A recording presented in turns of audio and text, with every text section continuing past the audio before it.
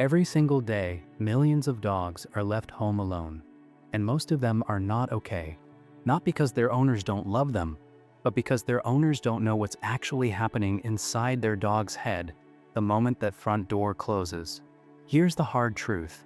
Your dog doesn't understand work. They don't understand errands. All they know is, you were here, and now you're gone. And depending on what you did, or didn't do, before leaving, that feeling could be either peaceful rest or full-blown panic. In this video, I'm going to walk you through 8 things you need to do before leaving your dog alone. Things that are backed by animal behavior research and will genuinely change how your dog experiences time without you. And make sure you stay for tip number 4, because it's the one thing almost every dog owner gets completely backwards, and it might be silently making your dog's anxiety worse every single day. Let's get into it. Tip 8. Stop rushing your morning routine around your dog. Here's something most people never think about. Dogs are reading you from the moment you wake up. If your morning is chaotic, you're running around grabbing things moving fast, your dog's nervous system is already in alert mode before you even touch the door handle. They feel your stress and they absorb it like a sponge. The fix is simple but powerful. Build at least 5 minutes of intentional calm into your morning. Sit down, breathe. Let your dog settle near you without any excitement or fuss.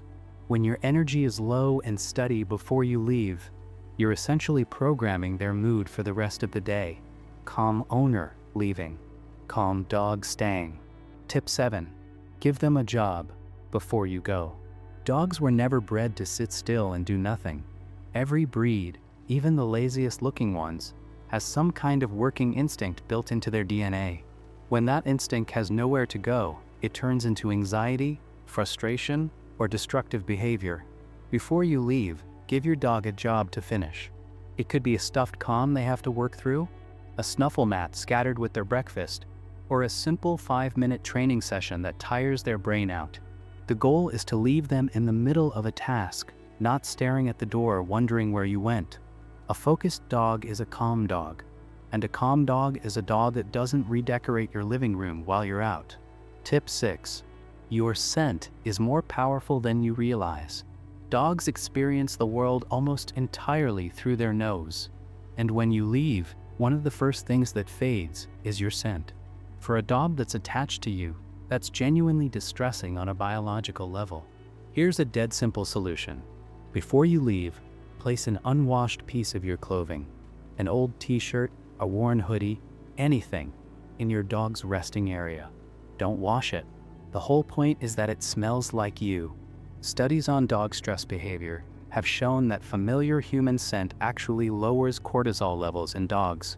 Your smell tells them, on an instinctive level, that they're safe, that you're close, that everything is fine. It costs you nothing and works immediately. Tip 5. Create an exit ritual and stick to it. Dogs don't understand words the way we do, but they are absolute masters at reading patterns.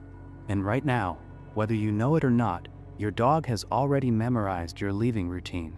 The jingle of keys, the putting on of shoes, the picking up of a bag. By the time you reach the door, their heart rate has already spiked. You can actually rewire this response by creating a calm, consistent exit ritual. Something short, something predictable, something that ends on a neutral note. You could say the same phrase every time, quietly, not dramatically, touch the same spot on their head, and then walk out without looking back. Over time, that ritual stops triggering anxiety and starts triggering acceptance. Your dog learns this is what happens before they come back, and they always come back.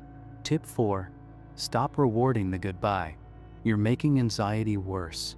This is the tip I mentioned at the start, and it might be uncomfortable to hear. When your dog whines, paws at you, or looks at you with those heartbreaking eyes right before you leave, and you respond with extra hugs, baby talk, long goodbyes, or going back one more time because you felt bad, you are accidentally teaching your dog that anxious behavior works. In behavioral science, this is called intermittent reinforcement, and it's one of the strongest ways to lock in a behavior. Not occasional rewards, not consistent rewards, random ones. It makes the dog keep trying harder because sometimes it works.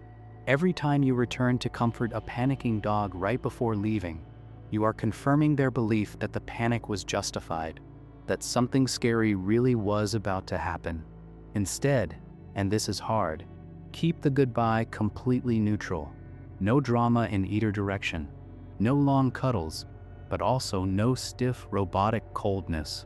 Just casual, normal, boring. Boring goodbyes raise calm dogs. Tip 3. Control what they hear, not just what they see. Sound travels through walls, and your dog is sitting in a quiet house, hearing everything. Trucks, arguments from outside, neighbors, the mail slot, all of it. Random household noise, especially sudden or sharp sounds, can spike a dog's stress in a way that compounds over hours. They don't habituate to it. They just stay on edge, waiting for the next one. The solution isn't just turn on the TV. It's being intentional about what sound fills the space. Look up dog-specific calming audio. There are playlists designed around frequencies that reduce canine stress responses. Nature sounds and slow classical music with no sudden shifts work well for most breeds. You want the sound environment to be like white noise for your dog's nervous system. Steady, predictable, soft. A house that feels quiet in the right way, not empty in the scary way. Tip 2. Build alone time like a muscle, not a marathon. If you've adopted a new dog, rescued a dog with a history, or noticed your current dog struggling when you leave, the worst thing you can do is immediately leave them for 8 hours and hope they figure it out. Alone tolerance is a skill, and like any skill, it has to be trained gradually. Start with 2 minutes. Walk out, come back before they escalate. Then 5 minutes. Then 15. Then an hour. Always return before they hit their anxiety ceiling, and always return calm.